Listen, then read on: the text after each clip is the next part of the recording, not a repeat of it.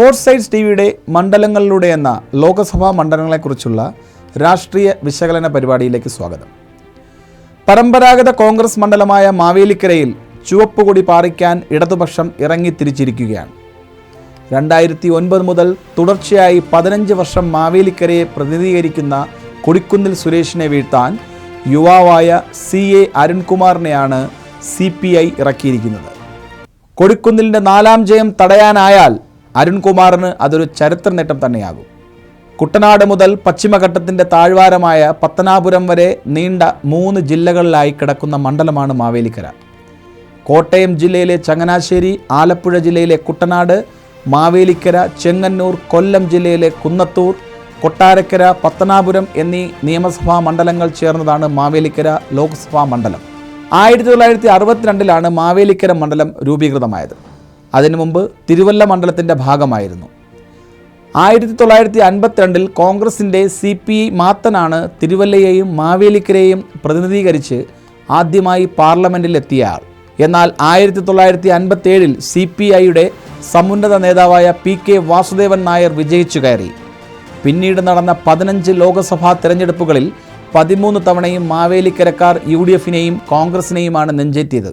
1967 ഇടതുപക്ഷത്തിനൊപ്പം ചേർന്ന് മത്സരിച്ച സംയുക്ത സോഷ്യലിസ്റ്റ് പാർട്ടിയുടെ GP മംഗലത്തുമഠം സ്ഥാനാർത്ഥിയായപ്പോഴും 2004 CPMൻ്റെ ആലപ്പുഴയിലെ വനിതാ മുഖമായ CS സുജാത മത്സരിച്ചപ്പോഴും മാത്രമാണ് മാവേലിക്കര മാറി ചിന്തിച്ചത്. മാവേലിക്കരയിൽ നിന്ന് ഒരു സ്ഥാനാർത്ഥിയെ ജയിപ്പിക്കാൻ ഇടതുപക്ഷത്തിന് കാത്തിരിക്കേണ്ടി വന്നത് 3 പതിറ്റാണ്ടാണ്. ബാക്കി എല്ലാ തിരഞ്ഞെടുപ്പുകളിലും UDFന് ഉറച്ച വിജയം നൽകിയിട്ടുള്ള മണ്ഡലമാണ് മാവേലിക്കര. ഇതിനിടെ ഇവിടെ നിന്ന് കോൺഗ്രസ് നേതാക്കളായി BK നായർ, PJ കുര്യൻ, രമേശ് ചെന്നിത്തല എന്നിവരും UDFനൊപ്പം നിന്ന ജനതാ പാർട്ടിയിലെ തമ്പാൻ തോമസും പാർലമെൻറ്റിലേക്ക് എത്തി. 1989 മുതൽ 1998 വരെ തുടർച്ചയായി 4 തവണ PJ കുര്യനായിരുന്നു മാവേലിക്കരയുടെ MP. 33 വർഷത്തിന് ശേഷം 2004 മാവേലിക്കരയിൽ ചെങ്കൊടി പാറിയത്. തുടർച്ചയായ 2ാം ജയം തേടിയിറങ്ങിയ രമേശ് ചെന്നിത്തലയ്ക്കെതിരെ CPM നിർത്തിയത് പുതുമുഖമായ CS സുജാതയെ. ആലപ്പുഴ ജില്ലാ പഞ്ചായത്ത് പ്രസിഡന്റായി മികച്ച ഭരണം കാഴ്ചവെച്ച് ജനങ്ങളുടെ പ്രീതി പിടിച്ചുപറ്റിയ സുജാതയുടെ വ്യക്തിപ്രഭാവത്തിന് മുന്നിൽ ചെന്നിത്തലയ്ക്ക് അടിപതറി. 7414 വോട്ടിന് ചെന്നിത്തലയെ തോൽപ്പിച്ച് സുജാത മാവേലിക്കര കയറി.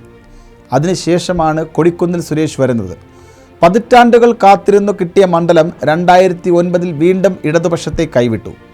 2008 നടന്ന മണ്ഡല പുനർനിർണയത്തിന് ശേഷം സീറ്റ് വീതം വയ്പിൽ മാവേലിക്കര മണ്ഡലം CPMൽ നിന്ന് CPI ഏറ്റെടുത്തു.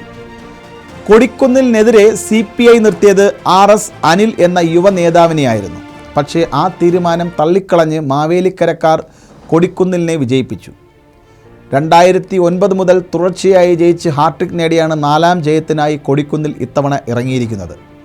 2019 61,138 വോട്ടിൻ്റെ ഭൂരിപക്ഷമാണ് കൊടിക്കുന്നിൽ ലഭിച്ചത്. അന്ന് കൊടിക്കുന്നിൽ 4,40,415 വോട്ടും CPIയുടെ ചിറ്റയം ഗോപകുമാർ 3,79,277 വോട്ടുമാണ് നേടിയത്. മണ്ഡലത്തിൽ NDA കൃത്യമായി വോട്ട് നേടി മുന്നേറുന്നുവെന്നത് വളരെ വ്യക്തമാണ്. 2014 BJPയുടെ P സുധീർ 79,743 വോട്ട് നേടിയപ്പോൾ 2019 BDJSൻ്റെ തഴവ സഹദേവൻ 1,33,546 വോട്ട് കരസ്ഥമാക്കി. ബൈജു കലാശാലയാണ് ഇത്തവണ BDJSൻ്റെ മാവേലിക്കരയിലെ സ്ഥാനാർത്ഥി. കഴിഞ്ഞ നിയമസഭാ തെരഞ്ഞെടുപ്പിൽ മാവേലിക്കരയിലെ UDF സ്ഥാനാർത്ഥിയായിരുന്നു Baiju Kalashala. DCC general secretary ആയിരിക്കുമ്പോഴാണ് മാവേലിക്കരയിൽ മത്സരിച്ചത്.